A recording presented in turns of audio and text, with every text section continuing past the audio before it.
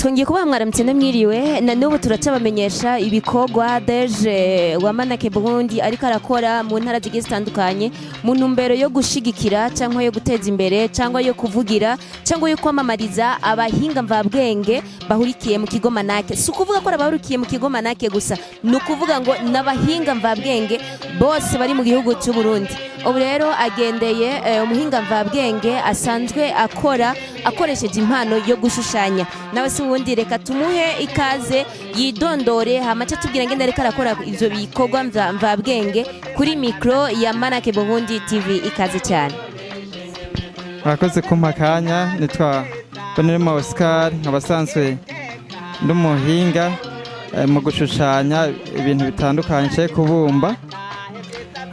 Mbanje gukingukira kano kanya mu mpaye kugira shikiriza kari ku mutima kandi nongera vuga ku byiza bijanye na bino bintu by'ubumenyi byo bahinga mvabwenge bihurikiye muri Manake Burundi hamwe na Sopaki. Mbanje kuba ikaze ngaha hitwa Ukirema, ni mu ntara, ni kacimwe iri mu ntara ya Kayanza, aho batazira kuri Simeka. Karibu kandi mwisange. Cyo rero sanzwe nkora ibijanye no gushushanya, kubumba ibikoko bitandukanye, kwandika ku mpuzu, kwandika ku bitambaro bya bita amabanderore.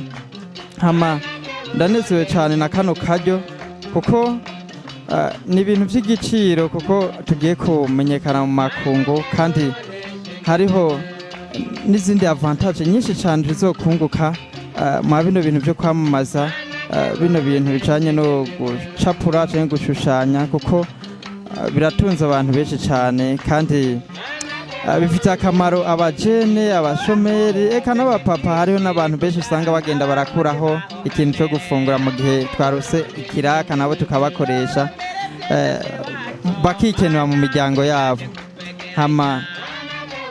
Ndiko ndakebura n'abandi bantu boba bafise izo mpano ko botwegera tukabigisha, tugatezanya imbere mu bumenyi dufise, kandi tukongera dusaba na leta kudushigikira ikadufata mu migongo kugira tubandanye dusohora canke dutanga ubumenyi bwinshi ku bantu usanga amashuri yarananiye canke bacirije hagati, eka n'abashomeri, kuko hariho ivyigwa vyinshi tugenda turiga bijanye no kwihangira imirimo, kuko iyo mugiye hamwe ngo tubiri tuvurana ubupfu.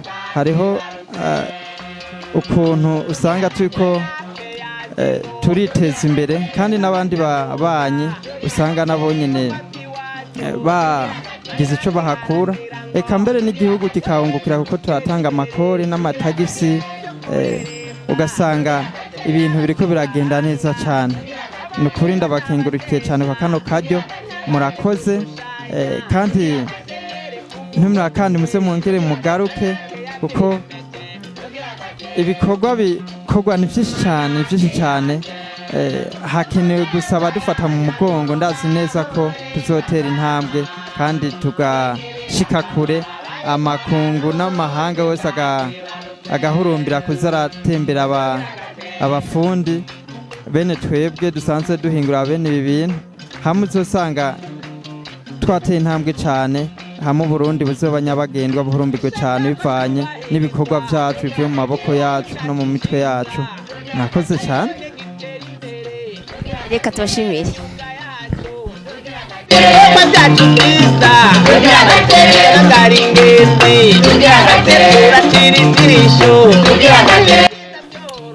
Nk'uko mubibona turacabandanya tugendera abahinga mvabwenge bo mu ntara ya Kayanza. Tukaba turi kwa Oscar Mbonirema. Nk'uko mubibona asanzwe ari umuhinga yavyize, kuko twarakurikiranye amakuru yiwe dusanga yavyize muri École Technique Secondaire d'Art do Gitega ETESA. Rero bisigura neza yuko uyu ni umwe mu gwaruka mu ntara ya Kayanza batahuye ibijanye n'imigambi ya leta mvyeyi, aho bavuga bati nta kuja gutonda ku mabiro ya leta ngo muriko murasaba akazi, genda mukihangire mukironderere mwironderera akazi, hanyuma leta ibashigikire. Nk'uyu rero n'umwe mu bantu duca dushigikira vyihuta mu maguru masha kugira ngo aronke ibikoresho, atelier yiwe ibe nini, ashobore guha inyigisho urundi gwaruka. Twe tugahamagarira rero ugwaruka rwo mu ntara ya Kayanza yuko gufatirana ayo mahigwe, ntitubona abantu bari kumarigara.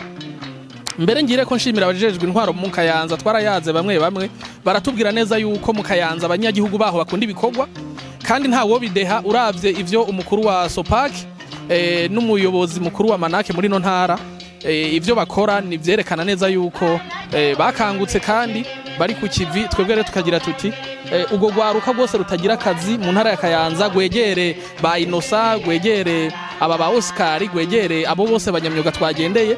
Twabonye n'undi yitwa David Shumbusho akora ibintu byiza cyane muri atelier yiwe, ku buryo twe tugira tuti nibitera soni kumva ko hari ugwaruka ruvuga yuko rutagira akazi, rukava ku mashuri rugaca ruja kwicara muhira, abandi bagaca birirwa bari rukanka muri leta ngo bagiye kurondera ubuzi, kandi ubuzi bwuzuye buriho.